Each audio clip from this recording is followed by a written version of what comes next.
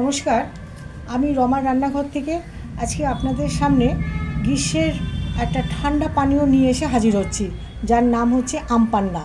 এই আমটাকে আমি গা ছুলে ভালো করে আগে পরিষ্কার করে নিয়েছি, তারপরে গাটাকে ছুলে নিয়েছি, নিয়ে কুকারের মধ্যে জল দিয়ে সেটাকে সেদ্ধ করে নিয়েছি 4টে হুইসেল দিয়ে। এবার সেটাকে কাই করে আমি একটা পাত্রের মধ্যে ঢেলে রেখেছি, এখানে ছাঁকনিতে। আর এটা হচ্ছে পুদিনা পাতা, ডাঁটির থেকে একগোছা পুদিনা পাতা, শুধু পাতাটাকে বের করে সেটাকে পেস্ট করেছি, করে সেটাকেও ছেঁকে রেখেছি।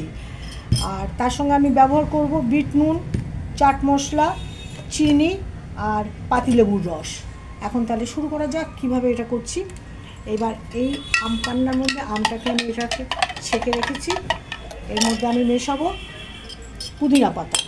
পুদিনা পাতার রসটাকে আমি দিয়ে দিচ্ছি। এর সাথে দেবো বিট নুন 1 চামচ, 2 চামচ।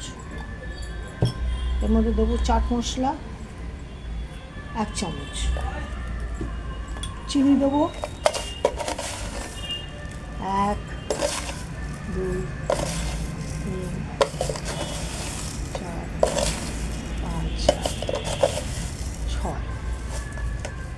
তার সাথে পাতিলেবুর রস দেবো আমি 1 চামচ।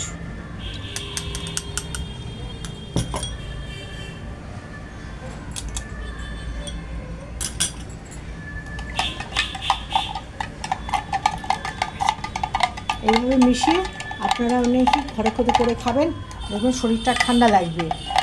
আজকে এখানেই আমি শেষ করলাম। আমার এই ভিডিওটা দেখে আপনারা কমেন্ট করবেন, আমাকে লাইক করবেন এবং একটা সাবস্ক্রাইব দেবেন। ধন্যবাদ।